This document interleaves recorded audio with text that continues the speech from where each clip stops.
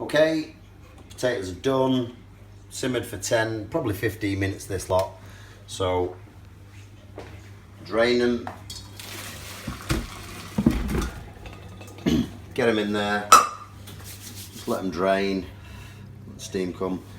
Trick with these is just give them a shake so they get all a bit roughly around the edges. So they look a bit messy. Once you've done that, just chuck a little bit of flour over them. Again, give them a shake, touch more, not a lot, just so you kind of coating them. Final shake, and you're done. Okay? Gently pour them into the roasting tin.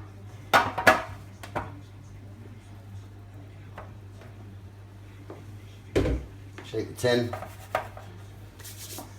And all you do now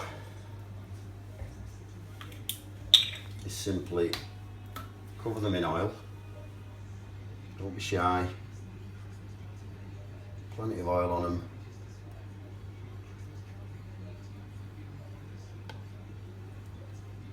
Obviously the amount of potatoes you use are obviously the amount of people that are having them. Same again, bit of salt, bit of pepper,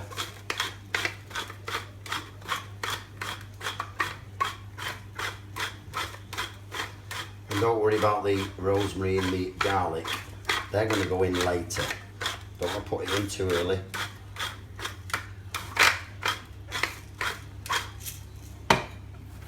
Shake them up. I've preheated the oven to about 190 degrees.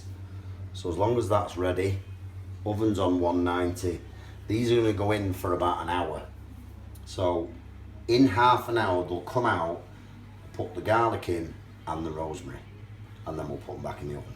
So 190 degrees, first stage, half an hour, bring them out, and then we'll put the actual garlic and the rosemary in. Good to go.